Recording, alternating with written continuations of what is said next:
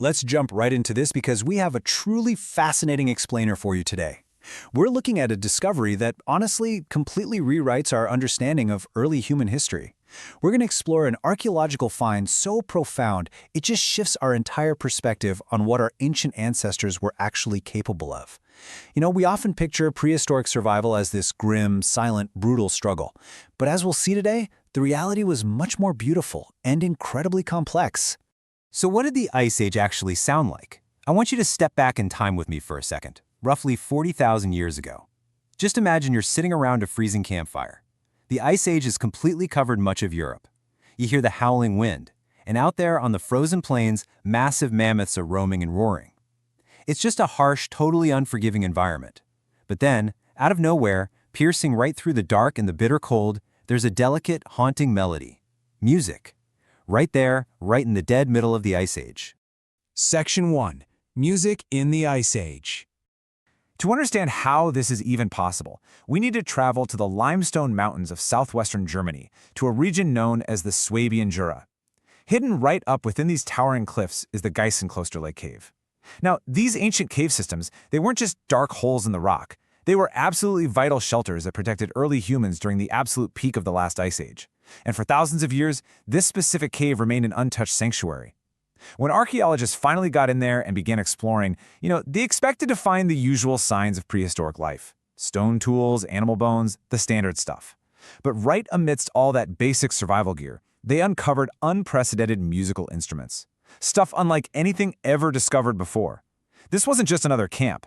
This was a find that instantly shattered all of our historical assumptions.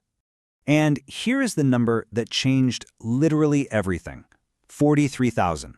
Through advanced radiocarbon dating, scientists figured out that these instruments are between 35,000 and 43,000 years old. Just take a second to really process that number. That makes them the oldest widely accepted musical instruments anywhere on Earth. We're not talking about a couple thousand years ago. We're talking tens of thousands of years before the first cities, way before agriculture, way before written language even existed. Section 2. Unearthing ancient flutes. Now, finding these instruments, it wasn't like pulling a perfectly preserved flute out of a modern display case. When archaeologists made these discoveries, they didn't find whole instruments just lying there in the dirt. Instead, they found dozens of tiny, super fragile fragments. But once they were painstakingly reconstructed, it revealed this amazing contrast in how they were made. See, early humans used naturally hollow bird bones, like from griffon vultures and swans, which obviously required careful shaping.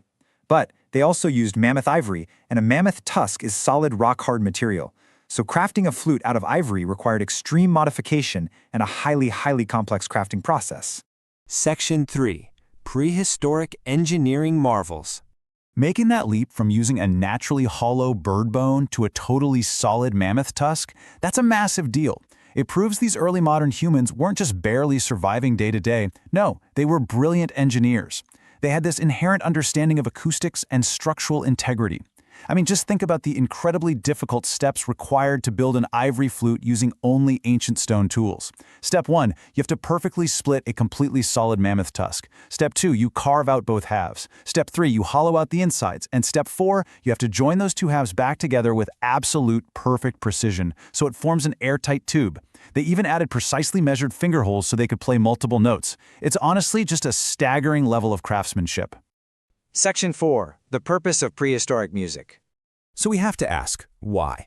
Why would people who are fighting every single day just to survive the freezing, brutal conditions of the Ice Age spend so much precious time and energy carving these complex musical instruments? Well, researchers believe it was absolutely vital for their existence. Music strengthens social bonds among the group. It almost certainly accompanied important ceremonies, and it definitely aided in storytelling and passing down traditions to the next generation. Ultimately, music united communities during some incredibly difficult times, and making cooperation easier meant making survival easier. So music wasn't just some fun hobby, it was a literal, vital, evolutionary tool for shared emotion. And the crazy thing is, it wasn't just music. The Swabian Jura is truly the birthplace of creativity. These exact same cave systems yielded some of humanity's oldest known artworks. Right alongside the flutes, archaeologists found the famous Lion Man sculpture, intricate female figurines, and these tiny, beautiful animals carved from ivory. It paints this incredibly vivid picture of a prehistoric society that was just rich in imagination, rich in symbolism, and had a deep, deep appreciation for art. Section 5. Rewriting early human history.